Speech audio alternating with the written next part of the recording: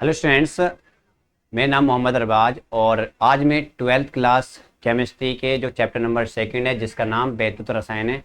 तो स्टूडेंट्स, इसमें से एक काफ़ी अच्छा मोस्ट इंपॉर्टेंट टॉपिक आज आपके लिए लेकर आया हूँ।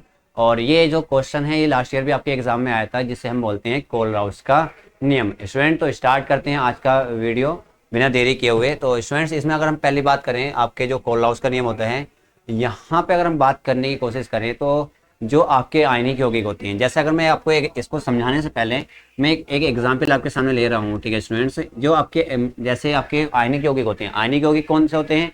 ठीक है, जो आपके धनायनों तथा ऋणायनों से मिलकर बने होते हैं वो आयनिक होते हैं ना।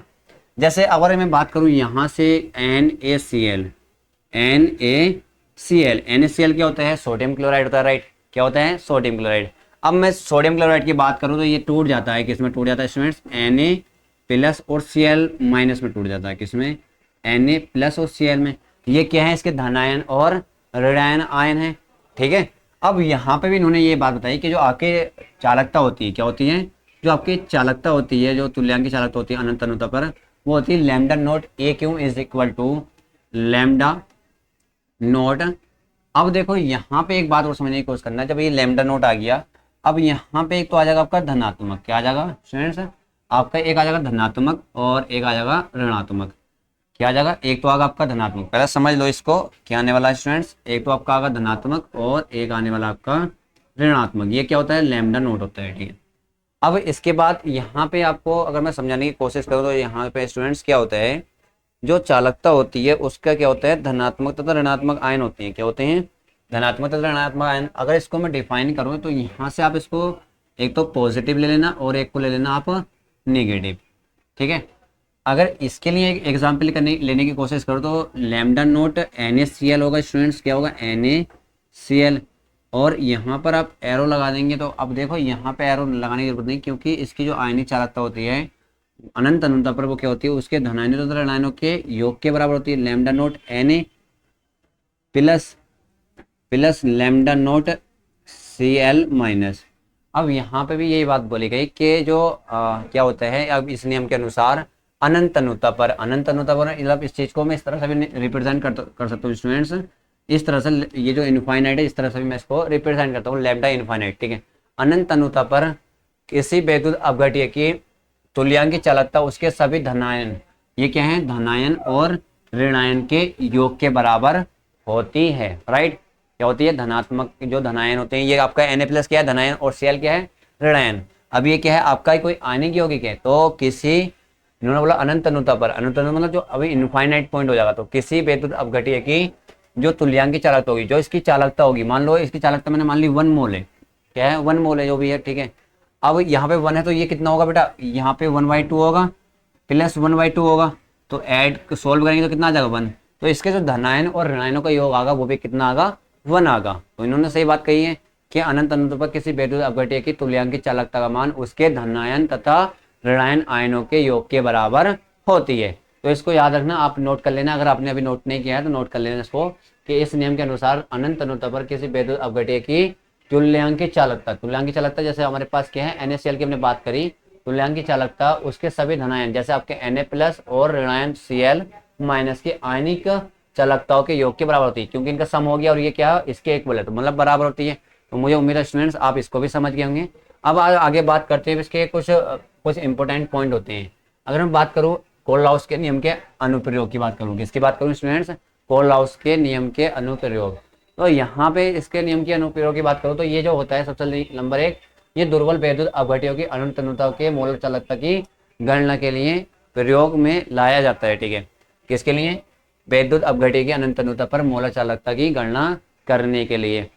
दूसरा, अगर इसके पॉइंट की बात करूँ तो स्टूडेंट्स, इसका जो सेकंड पॉइंट होता है वो होता है अल्प विलेय लवणों की विलेयता की गणना के लिए भी यहाँ पे किया जाता है। और इसका जो नेक्स्ट पॉइंट है वो है कि कोई जल होता है, तो जल के आणविक गुणनफल की गणना करने के लिए भी हम इसका कोलराउस के नियम का क्या करते हैं? उपयोग करते हैं। कोलराउस के नियम के अनुसार ये अनुप्रयोग दिया गया, राइट? देख लेते हैं, एक आध पॉइंट और होता है। तो अब देखो यहाँ पे इतना ही कुछ था। तो स्टूडेंट्स, अब मैं आपको इससे पहले एक न्यूमेरिकल और समझाने की कोशिश करूंगा, जो लास्ट ईयर एग्जाम में काफी बार भी ऐसा पूछा गया और लास्ट ईयर भी आया था। और यहाँ से ये जो क्वेश्चन है इसको समझने के लिए आपको क्या करना होगा? कि एक बार क्लियर कर दो कि आपको ये दिखाई दे रही है यस या नो। तो अगर आपको ये दिखाई दे रही है तो ठीक है, नहीं दे रही है तो मैं आपको बोलने की कोशिश समझाने की कोशिश करूँगा। यहाँ पे बोला गया है स्टूडेंट्स, अगर हम इसकी बात करें तो ये न्यूमेरिकल काफ़ी बार पूछा गया है। आपसे बोला गया कि 298 केल्विन ताप पर इतने मोल KCl विलयन की क्या है चालकता, इतनी सीमेंस सेंटीमीटर है, राइट। आगे आपसे बोला गया है तो बताइए इसकी मोलर चालकता की गणना कीजिए। अब स्टूडेंट्स आपकी मोलर चालकता होती है, अगर हम उसकी बात करें बेसिकली तो आप जानते हैं कि जो मोलर चालकता होती है उसको लैम्डा एम से रिप्रेजेंट करते हैं। किससे करते हैं मोलर चालकता को? कि सर इसको लैम्डा एम से रिप्रेजेंट करते हैं। पूछा कि आपसे मोलर चालकता पूछी है, ठीक है। आपसे बोला गया है कि विलयन की चालकता कितनी, इतनी। जो चालकता होती है वो किसको किस चीज़ से रिप्रेजेंट करते हैं? आप के से करते हैं। कितनी स्टूडेंट्स? 0.25, राइट। क्या है? सीमेंस सेंटीमीटर, सीमेंस पर सेंटीमीटर, राइट। अब देखो आपसे बोला गया कि इसकी मोलरता कितनी है? 0.2 है। तो देखो कैपिटल एम की वैल्यू कितनी है स्टूडेंट्स? 0.020 मोल पर लीटर, ठीक है। अब आपसे बात की है, सिर्फ इसने किसकी बात की है? चालकता की निकालनी। क्या निकालनी है? मोलर चालकता।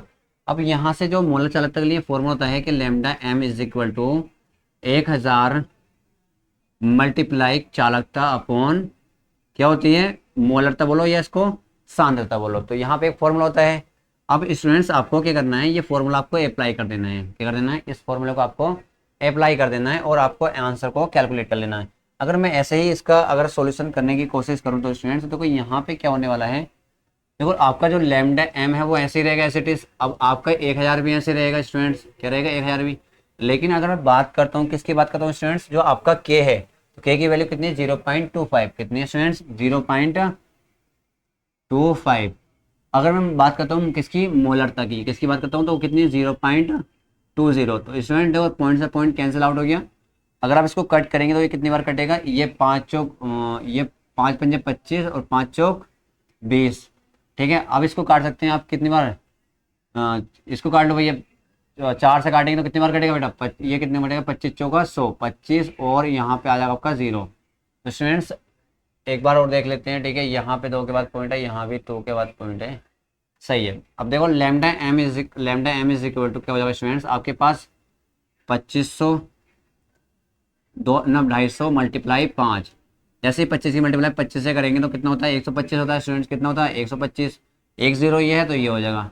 तो स्टूडेंट्स इसका आंसर ये आ जाएगा। क्या आ जाएगा? इसका आंसर ये आ जाएगा। जो आपकी चालकता आ जाएगी वो 1250 आ जाएगी। तो मुझे उम्मीद है स्टूडेंट्स जिसने मैंने आज आपको समझाया वो आप समझ गए होंगे। और देखो एक बच्चे का कमेंट भी आया था, ठीक है। उसने कहा था सर हमें डी और एप्सिलॉन के एलिमेंट्स को भी पढ़ा दो और उनको समझा दो। तो ठीक है, आप टेंशन मत लो। ये जो वीडियो, इससे जो आने वाला वीडियो रहेगा वो हमारा डी और एप्सिलॉन का रहेगा। तो ये इसमें कुछ एक टॉपिक रह रहा था जिसको हम बोलते हैं कोलहाउस का नियम। तो आप इसको भी कर लेना क्योंकि लास्ट ईयर काफ़ी पूछा गया था कोलहाउस का नियम किसे कहते हैं। तो 1-2 नंबर में आ जाता है, ठीक है। तो आप इसको स्किप ना करना क्योंकि ये बोर्ड के एग्जाम के पॉइंट ऑफ व्यू से काफ़ी मोस्ट इंपॉर्टेंट टॉपिक था जिसके लिए मैंने आपको ये डिस्कस करा है, ठीक है। मिलते हैं आपसे नेक्स्ट वीडियो में। Thank you so much. सही था।